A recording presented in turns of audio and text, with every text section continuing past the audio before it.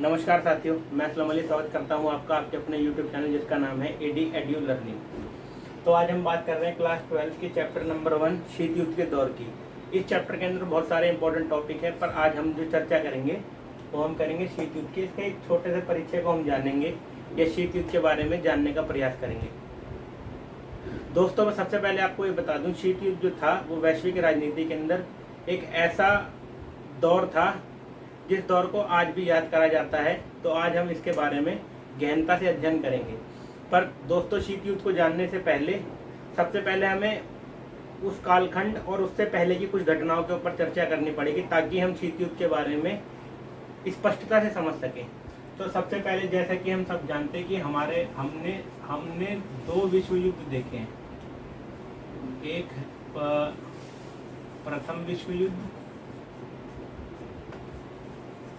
और विश्व युद्ध और द्वितीय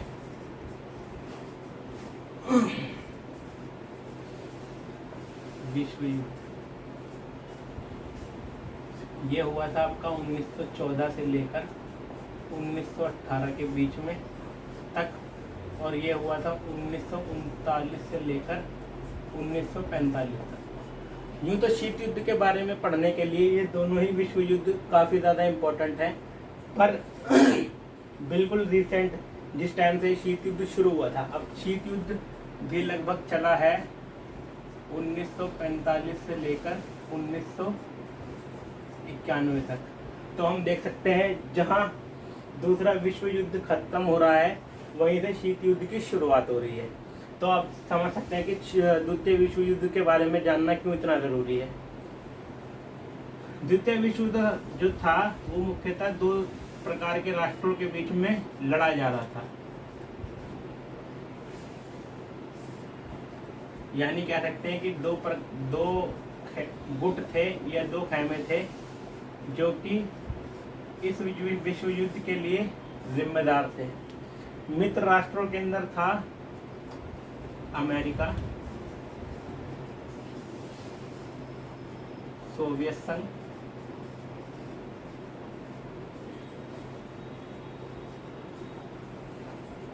ब्रिटेन, फ्रांस। वहीं दूरी राष्ट्रों का प्रतिनिधित्व कर रहा था जर्मनी, जापान और इटली। तो हम देख सकते हैं दो परस्पर विरोधी खैमे थे। एक खैमे के अंदर अमेरिका, सोवियत संघ, ब्रिटेन और फ्रांस था, जबकि इनके विरोध में जो देश हुंकार भर रहे थे उनमें जर्मनी, जापान और इटली था। तो हम देख सकते हैं इन दोनों गुटों के बीच में दूसरे विश्व युद्ध का युद्ध हुआ था। तो अब हम देखते हैं इसमें आगे कि इस विश्व युद्ध के चलते कैसे शीत युद्ध की चिंगारी को हवा मिली। तो इसके अंदर मैं आपको सबसे पहले बता दूं, 1945 में के अगस्त 1945 में अमेरिका ने जापान के दो शहरों हिरोशिमा और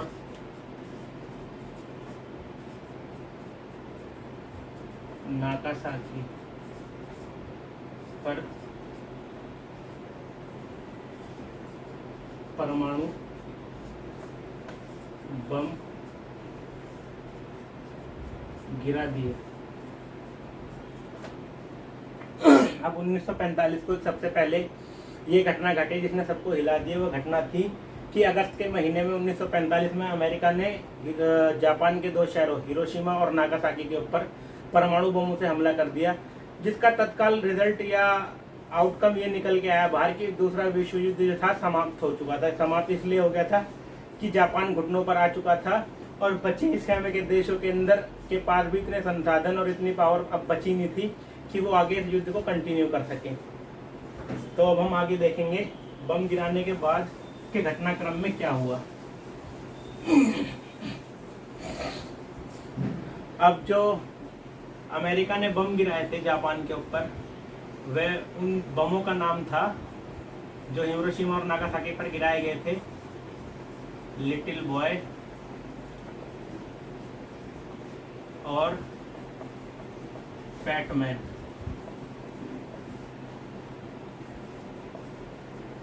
जी हाँ, यही वो दो बम थे जो अमेरिका ने जापान के दो शहरों के ऊपर गिराए थे, जिसके परिणाम स्वरूप जो था द्वितीय विश्व युद्ध की समाप्ति हुई। और उसी के बाद से ही जो यूएसए और सोवियत संघ जो थे वो एक दूसरे के सामने वर्चस्व की लड़ाई को देखने लगे थे, जिसको हम ऐसे समझ सकते हैं कि यूरोप के जो देश थे, यूरोप जो था पूरा वो खत्म हो चुका था, खत्म या उसका विध्वंस की मार झेल रहा था वो।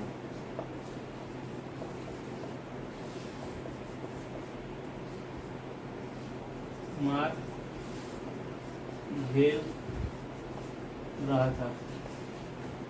खत्म का मतलब ये है कि इतना बड़ा जो विश्व युद्ध हुआ था दोनों देशों के बीच में, उसमें अधिकतर यूरोप के देशों का इतना नुकसान हुआ था कि वो आर्थिक रूप से और राजनीतिक रूप दोनों ही रूप से काफ़ी ज़्यादा पिछड़ गए थे। तो उस स्थिति में नई विश्व व्यवस्था के अंदर देख सकते हैं कि दो महाशक्तियां उभर के एक दूसरे के आमने सामने आई, यूएसए और यूएसएसआर यानी कि सोवियत संघ। तो ये दो महाशक्तियां एक दूसरे के सामने उभर कर एक दूसरे के सामने आई। तो इन दोनों शक्तियों जो एक दूसरे के सामने उभर के सामने, एक तो यूएसए थी, एक यूएसएसआर थी। जो यूएसए था वो प्रतिनिधित्व करता था पूंजीवादी,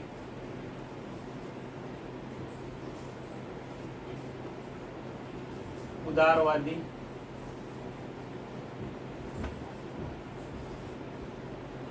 और व्यक्तिवाद के सिद्धांत को।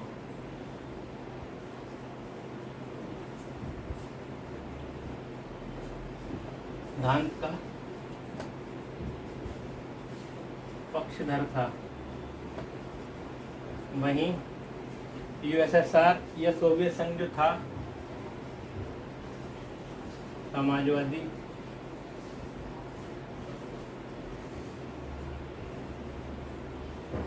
राज्य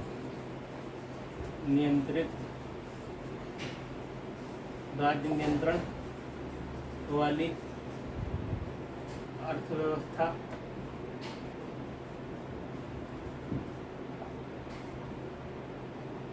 और इसका मेन फोकस था, हम कह सकते हैं केंद्र में जो था इसके वो था समाज और यहाँ पर व्यक्तिवाद। तो दोनों की अपनी अपनी आइडियोलॉजी थी, एक समाजवादी विचारधारा के ऊपर चल रहा था, एक पूंजीवादी विचारधारा के ऊपर चल रहा था। तो इनकी बेसिक इनके अंदर कॉन्ट्राडिक्शन जो पैदा हुआ वो इनकी विचारधारा को लेके पैदा हुआ। एक तरफ यूएसए जो पूंजीवादी लोकतांत्रिक व्यक्तिवादी व्यवस्था का पक्षधर था या उसका प्रचार प्रसार कर रहा था, वहीं यूएसएसआर जो था वो समाजवादी राज्य नियंत्रण वाली अर्थव्यवस्था और जिसके अंदर व्यक्ति और समाज को केंद्र में रखा गया था, सामाजिक कार्यों पर बल दिया गया था, ऐसे विचारों का पक्षधर था। अब इसके अंदर हम आगे देखेंगे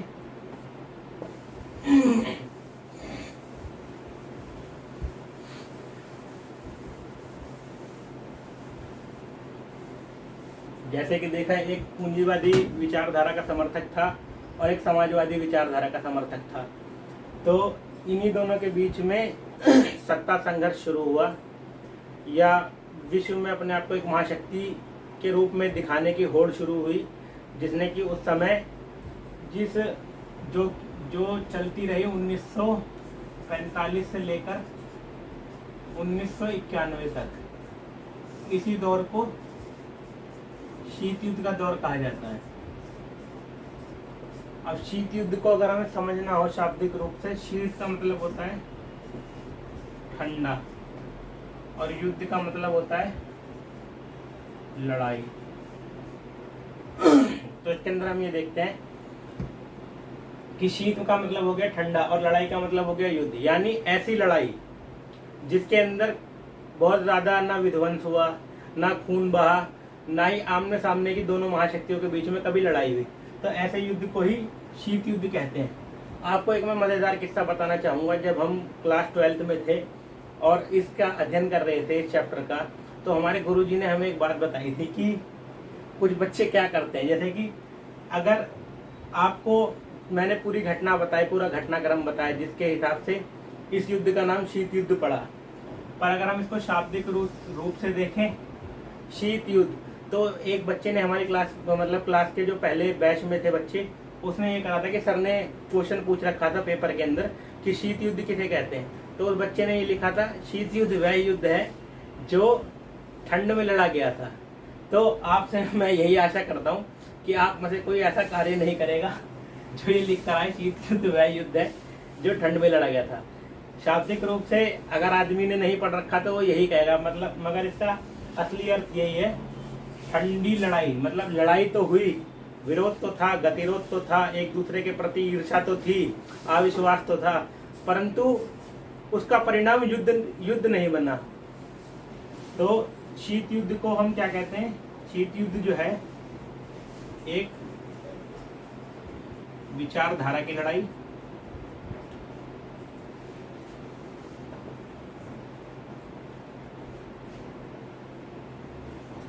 एक रक्त रंजित युद्ध नहीं,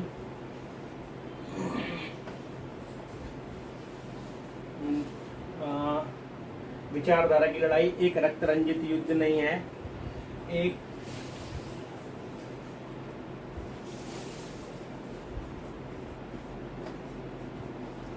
कागजी गोलों का युद्ध भी इसे कहा जाता है।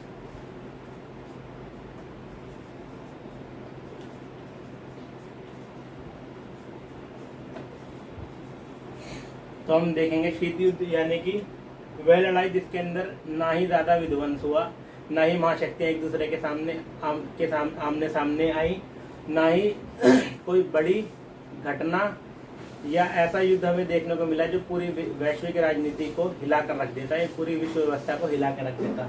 तो इस लड़ाई शीत युद्ध को कई लोग विचारधारा की लड़ाई भी कहते हैं। जैसे कि मैंने आपको बता दिया कि एक समाजवादी या साम्यवादी विचारधारा का पक्षधर था, वहीं दूसरी ओर एक गुट ऐसा था जो अमेरिका गुट था, वो पूंजीवादी, लोकतांत्रिक, व्यक्तिवादी, क्या नाम है, व्यक्तियों को केंद्र में रखने की विचारधारा के ऊपर कार्य कर रहे थे या उसके ऊपर बल दे रहे थे।